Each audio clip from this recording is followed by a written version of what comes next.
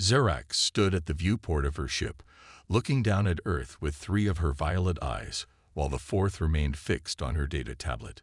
The blue planet below seemed so primitive compared to her homeworld's perfectly controlled environment. She adjusted her iridescent ceremonial robes, a symbol of her high status among the Centaurian diplomatic corps. "Such a wasteful planet," she muttered, her antenna twitching with disapproval.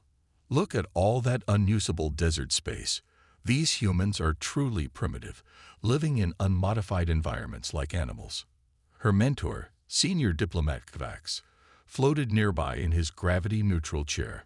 "Don't underestimate them, young one. There's much to learn here." "Learn?" Zarax laughed, the sound like tinkling crystals. "What could we possibly learn from a species that hasn't even terraformed their harsh environments?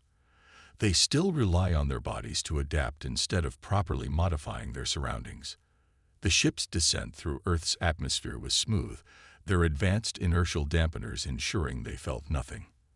As they approached the landing site in New Mexico, Zerax reviewed her assignment details again. Her final diplomatic assessment would involve studying human survival techniques in something called the Sahara Desert. The very thought made her antenna curl in disgust. The spaceport was disappointingly simple, just concrete and basic structures instead of the floating crystal platforms she was used to. As Zerax stepped out of the ship, her environmental suit automatically adjusted to the local conditions. A human woman waited for them, wearing what appeared to be crude fabric clothing. "Welcome to Earth. I'm Sarah Martinez, your guide and instructor for the Desert Survival course." The human smiled, extending her hand in their traditional greeting gesture. Zerax ignored the hand. "I assume there's been a mistake. I'm here for diplomatic training, not primitive survival games." Sarah's smile didn't waver. "This is part of your diplomatic training.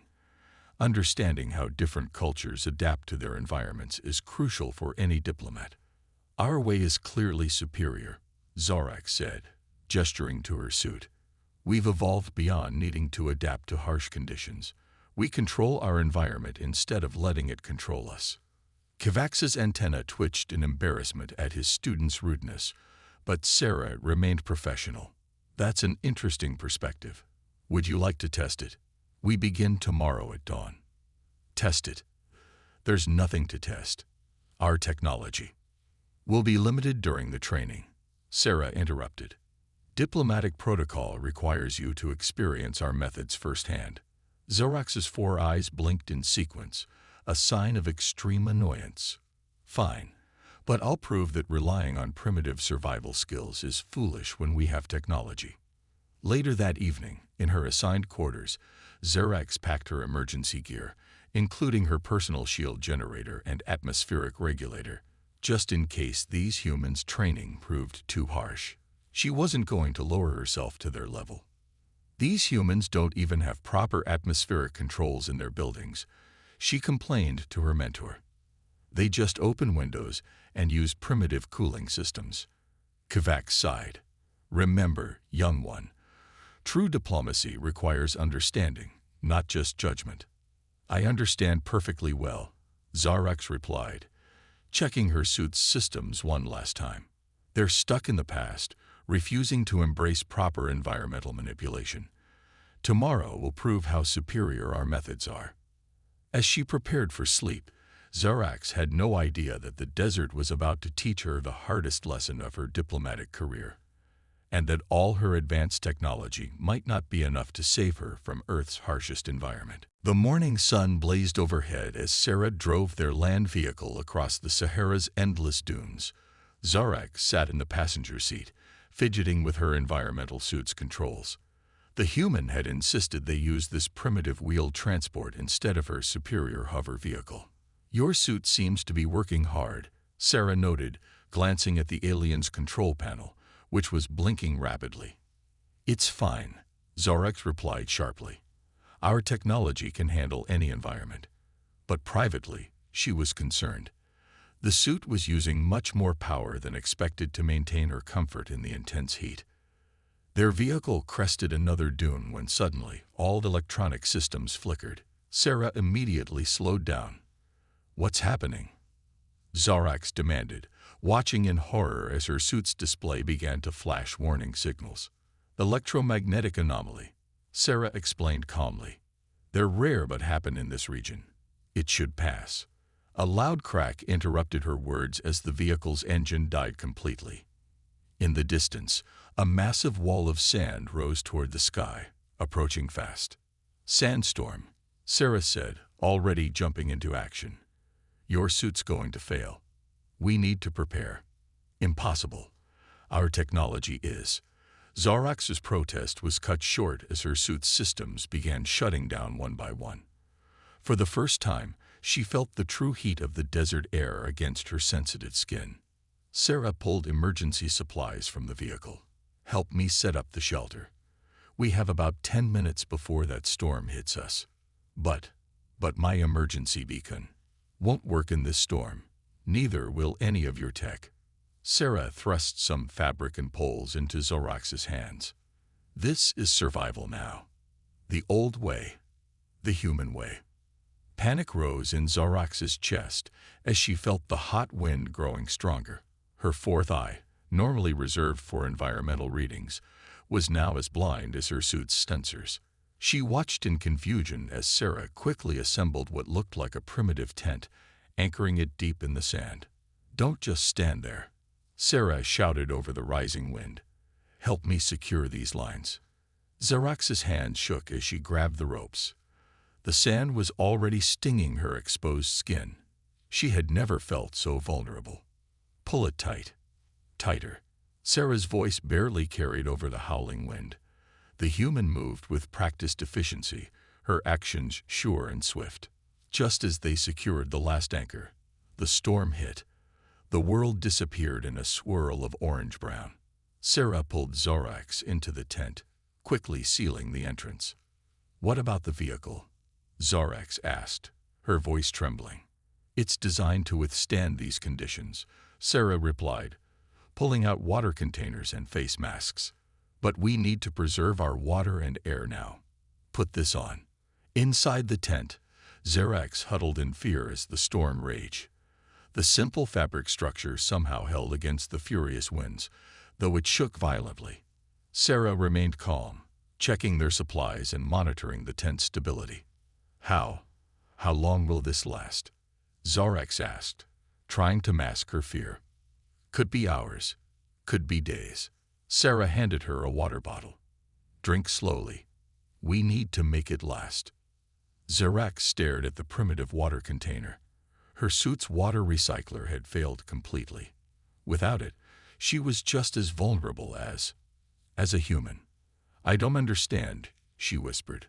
All our advanced technology, and we're relying on fabric and sticks. Sarah smiled gently. Sometimes the simplest solutions are the most reliable. The desert doesn't care about advanced technology. Out here, survival depends on understanding and respecting the environment, not trying to overcome it. As the storm howled around them, Zorax began to realize that perhaps she had much to learn about true survival and about the strength of the people she had so quickly dismissed as primitive. The sandstorm had passed, but Zorax's troubles were far from over. The morning sun beat down mercilessly as she stood beside their half-buried vehicle. Her environmental suit, now completely dead, hung uselessly from her frame. We need to lighten our load, Sarah said, sorting through their supplies. Take off the suit. It's just extra weight now. Zorax wrapped her arms protectively around herself. But without it, I have no protection. Wrong. Sarah pulled some light-colored fabric from her pack. You'll have these. Desert robes, worn by humans for thousands of years. They work better than any powered cooling system out here. Reluctantly, Zorax removed her useless suit. Her purple skin felt exposed and vulnerable. Sarah helped her put on the robes, showing her how to wrap the fabric to protect her face and head while allowing her to breathe easily. But how will this simple cloth help? Zorax asked, adjusting the garment around her four eyes. Watch. Sarah poured some water on 2 pieces of metal she'd pulled from the vehicle. She placed one in the sun and covered the other with a light cloth. After a few minutes, She invited Zorax to touch them. Zorax gasped. The exposed metal was burning hot, while the covered piece remained cool. That's remarkable. Simple physics, Sarah smiled. Sometimes the best solutions don't need power cells or computers. Now let's talk about walking in sand. The next few hours were filled with lessons Zorax had never imagined needing. Sarah taught her how to walk efficiently on the dunes, placing her feet to conserve energy. The human showed her how to read the wind by watching sand patterns, and how to spot signs of water by observing the landscape. Your fourth eye, Sarah said, pointing to Zorax's specialized orbital. You use it for environmental readings, right? Try using it to watch the desert instead. Nature gives better warnings than any sensor. Zorax was surprised to find that her fourth eye, evolved for detecting environmental changes, could indeed read the desert's subtle signs. She could see heat variations in the sand, spot distant mirages, and even detect small changes in air moisture. I never thought. Zorax paused, watching a small desert lizard scurry past. On my world, we'd simply terraform this entire area, control everything with machines. Sarah knelt to study the lizard's tracks. And what happens when the machines fail? They're not supposed to fail. Everything fails eventually, Sarah said, standing up. That's why we learn to adapt. Look at that lizard. It doesn't need powered cooling. It's evolved perfect strategies for desert survival. They walked for several hours, Sarah constantly teaching. She showed Zorax how to find her way using the sun's position, how to spot safe places to rest, and how to move to conserve water. The alien found herself fascinated by these ancient techniques. By late afternoon, they reached a rocky outcropping that provided shade. As they rested, Zorax realized something startling. She was surviving. Without technology, without her suit, without any of her people's superior tools, she was actually managing in this harsh environment. Sarah, she said quietly, I think I understand now why you don't terraform everything. You've learned to work with this environment instead of trying to control it. That's your first real lesson, Sarah replied, offering her water. True strength isn't about dominating nature, it's about understanding it. As the sun began to set, Zorax looked at her discarded environmental suit, half buried in the sand. For the first time, it didn't look like advanced technology. It looked like a cage she'd finally broken free from. Night fell over the desert like a heavy blanket, and Zorax discovered a new challenge, bone-chilling cold. Without her suit's temperature regulation, she felt the dramatic change for the first time. How can it be so cold? She asked through chattering teeth. It was burning hot just hours ago.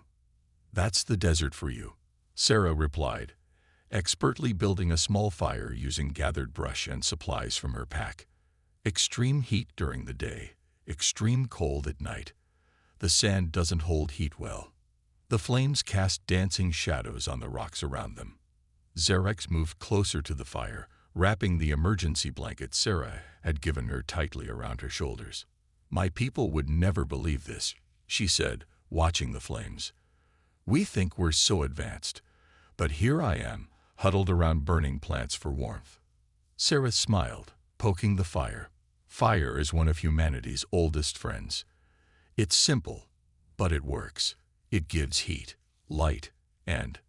A howl cut through the darkness, making Zorax jump.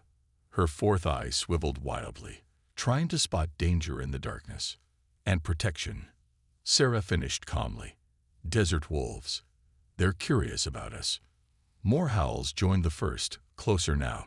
Zorax could see gleaming eyes in the darkness, reflecting their firelight. Shouldn't we run? Or hide?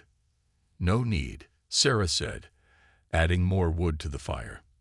They're cautious of fire. It's hardwired into their brains to fear it. Watch. Several wolves emerged from the shadows. Lean, powerful creatures adapted to desert life. They circled the camp but kept their distance from the flames. Zorax noticed how they moved. Graceful, efficient, perfectly suited to their environment. See how they conserve energy. Sarah pointed out. No wasted movement. Desert animals can teach us a lot about survival. One wolf came closer than the others, and Sarah calmly stood up, making herself look bigger. She picked up a burning branch and waved it slowly. The wolf immediately backed away, rejoining its pack. That's all it takes? Zarax asked, amazed. No sonic deterrence. No force fields. Humans learned long ago that understanding animal behavior is better than relying on technology to drive them away. These wolves aren't our enemies. They're just checking if we're easy prey or competition. As if to prove her point, the pack gradually lost interest and moved on, their howls fading into the distance. Zarax relaxed slightly but kept close to the fire. The stars are so bright here, she said after a while, looking up.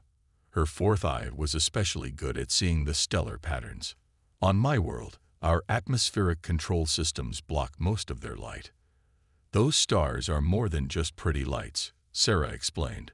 They're our oldest navigation system. Look, I'll show you how to find direction using them. The next hour was spent learning about star patterns and navigation. Zarax was surprised to find that her fourth eye, usually used for reading electronic data, was perfectly suited for remembering star positions.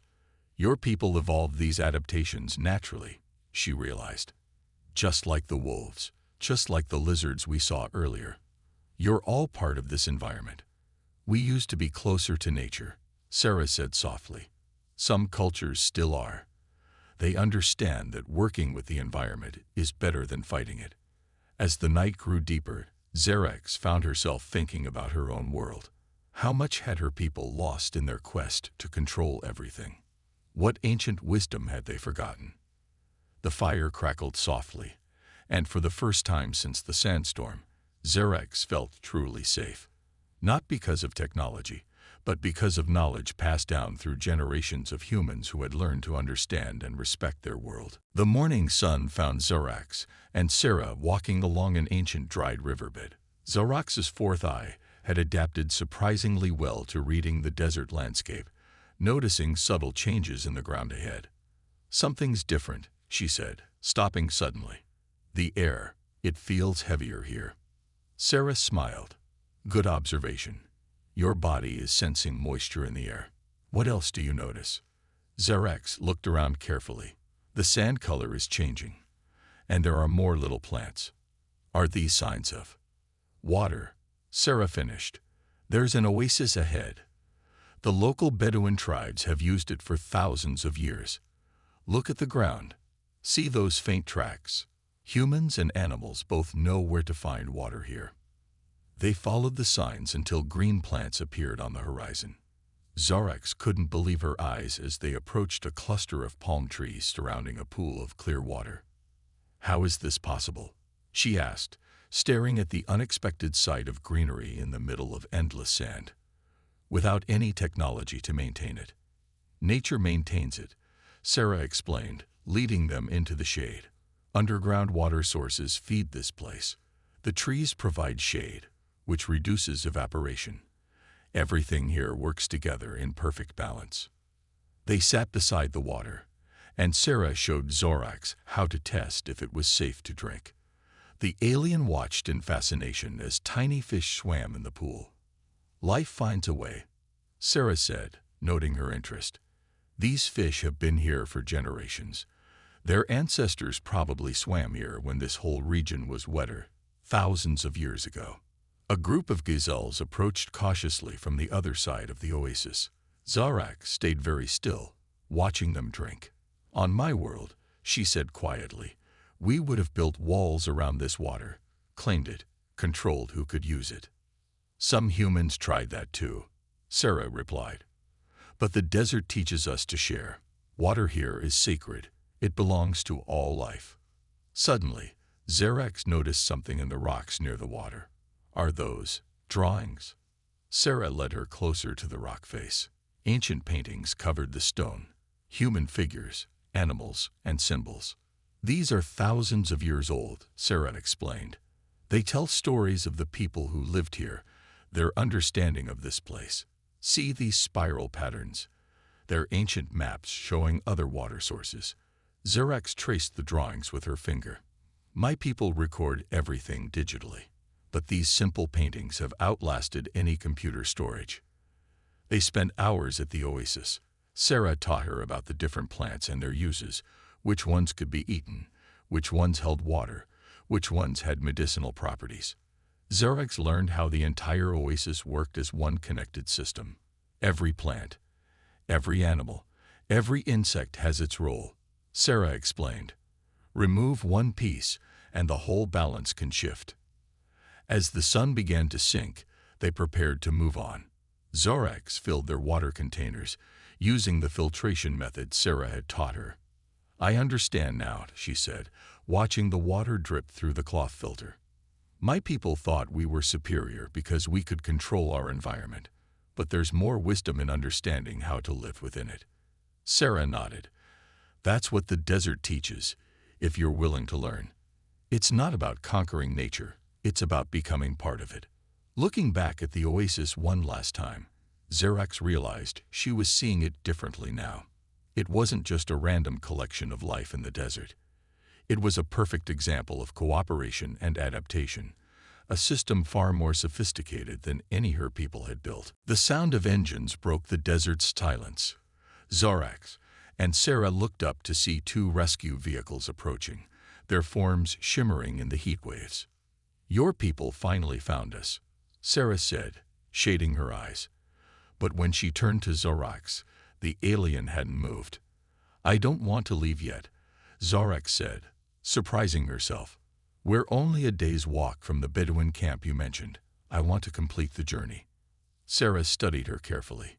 You know your mentor is probably worried sick. Send a message that I'm safe, Xerax replied. But I need to finish this, not for my diplomatic training anymore, but for myself. The rescue vehicles pulled up, stirring up clouds of sand. Kavax emerged from one, his antenna twitching with concern. Xerax, we've been searching for days. Your suit stopped transmitting, and we feared. I'm fine, mentor, Xerax said, standing tall in her desert robes. In fact, I'm better than fine. I request permission to continue the training. Kavax blinked all four eyes in surprise. But your suit, the harsh conditions. I don't need the suit anymore, Xerax said firmly. Sarah has taught me how to survive here. Real survival, not just hiding from the environment. A small group of humans had gathered around them, rescue workers surprised by the alien's request. Sarah stepped forward. I'll continue to guide her, she said. We've already covered the basics of desert survival. She's doing remarkably well. Kavax looked uncertain. This goes against all our protocols. Your protocols, Xerax interrupted, are based on the assumption that we can't adapt, that we must control everything. But look at me, mentor. I'd survived a sandstorm, walked miles across the dunes, found water, and learned to read the desert, all without our technology. To demonstrate, she used her fourth eye to scan the horizon. There's another sandstorm coming, but it's 2 days away. The wind patterns show it will pass north of us. The desert taught me to see these things. The rescue workers murmured, impressed. Kavax's antenna slowly relaxed. You've changed, he said softly. I needed to, Xerax replied. How can I be a diplomat if I don't understand how different peoples adapt to their worlds? How can I represent our people if I don't understand that there are other ways to live? Kavax was quiet for a long moment. Finally, he nodded. Very well. But keep the emergency beacon we brought. Your people still care about you, even if you're learning new ways. After the rescue vehicles left, Xerax and Sarah continued their journey. They walked through the afternoon, and Xerax found herself sharing what she'd learned with a group of young researchers they met along the way. See how the sand changes color here, she explained, using terms Sarah had taught her.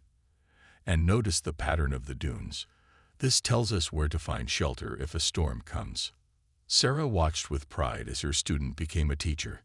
That evening, as they made camp, Xerax said, You know what's strange.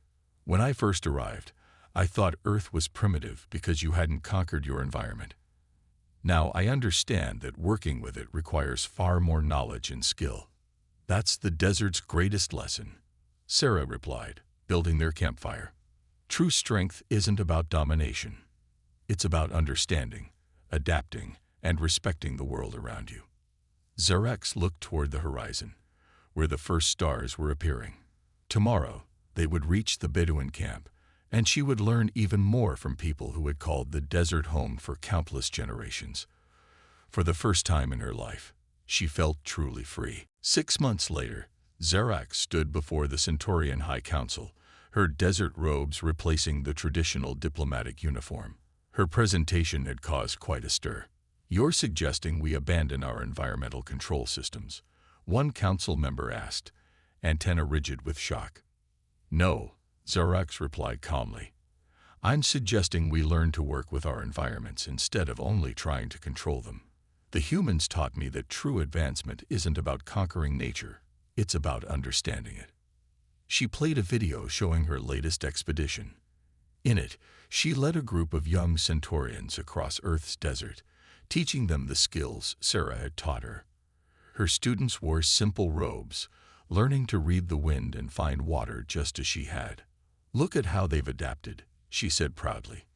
"These young ones can now survive in environments our ancestors would have feared. Not by hiding behind technology, but by understanding and working with nature." The council chamber buzzed with discussion. Kavax, now her strongest supporter, stepped forward. Since Zarex's first report, he said, 20 more of our diplomats have completed desert survival training on Earth. All of them report the same thing. We've lost touch with our natural abilities. Our reliance on technology has made us weaker, not stronger. Zarex used her fourth eye to scan the room, a skill now sharper than ever. She could read the subtle shifts in the council members' postures, just as she learned to read the desert signs. "On my first day on Earth," she continued, "I thought humans were primitive because they hadn't terraformed their deserts. Now I understand that their choice to adapt, to learn, to work with their environment, that was the truly advanced approach." She showed more images, herself learning from Bedouin tribes, teaching other aliens desert survival, even helping design new diplomatic training programs that combine technology with natural adaptation. "We haven't used our fourth eyes properly in generations," she said. "We created sensors to do their work. But look, my eye can now read weather patterns, find water, spot dangers, all without any technology. We didn't need to replace these abilities. We needed to rediscover them." The council's youngest member spoke up. "But what about our controlled environments? Our cities? Keep them," Zarex replied. "But let's also remember how to survive without them. Let's learn from Earth's peoples, not just their technology, but their wisdom, their understanding of their world." She ended her presentation with an announcement. "I'm establishing a new diplomatic training center in Earth's desert. Any Centaurian who wishes to learn true adaptation will be welcome. Sarah Martinez has agreed to be our lead instructor." The chamber filled with excited chatter.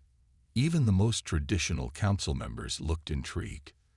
Later that evening, Zarex stood in her private garden, where she'd recently removed the atmospheric controls. The air was colder than the standard temperature she'd grown up with, but she enjoyed feeling the natural changes now. Her communicator buzzed. "A message from Sarah. Your speech is all over Earth's news. You're breaking down barriers between our peoples. How does it feel?" Zarex smiled, remembering that first terrifying day when her suit failed in the sandstorm. "It feels right," she replied. "One step at a time, one grain of sand at a time, we're learning to be stronger by accepting our vulnerabilities." She looked up at the stars, clearly visible now that she'd turned off the garden's protective field. In 2 days, she would return to Earth, to the desert that had taught her so much. But this time, she was going as both student and teacher, ready to help bridge the gap between worlds. The desert had taught her that true strength wasn't about building walls against nature. It was about learning to walk barefoot in the sand.